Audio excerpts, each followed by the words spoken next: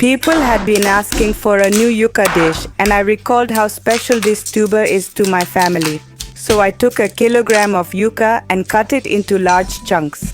Carefully, I peeled each piece. Then I put it in another bowl to wash it thoroughly. We don't want any lumps or anything like that. Next, I took a grater and patiently grated it.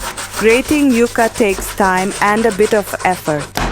Once grated, I wrapped it in a clean cloth and squeezed out all the water.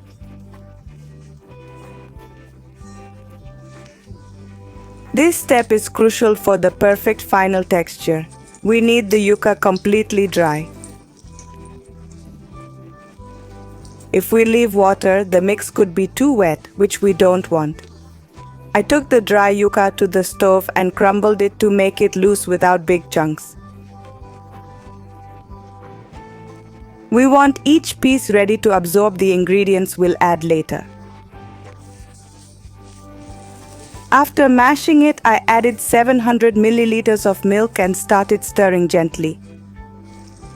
As it cooked, I stirred constantly to prevent sticking and ensure even cooking.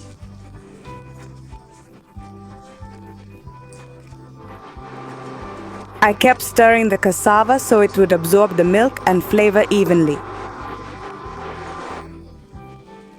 Once the cassava was cooked and creamy, I transferred it to another bowl. Then it was time to add a can of condensed milk. This ingredient adds a sweet and creamy touch. After that, I poured in 200 milliliters of coconut milk. I added half a cup each of shredded coconut and powdered milk for extra creaminess.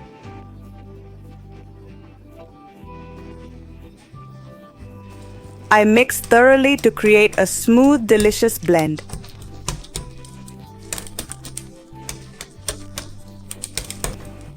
Finally, I lightly greased a mold with olive oil. I made sure the oil coated the entire mold to prevent sticking. I poured the mixture into the prepared pan and spread it evenly. Using a spoon, I smoothed the surface for a uniform texture. I covered the pan with cling film to prevent ice crystals forming. Then I placed the mold in the freezer for 6 hours. 6 hours may seem long, but trust me, it's worth the wait. Each step of this recipe adds a special touch. Careful preparation always makes the end result special. This cassava dessert is a joy to make and savor each time.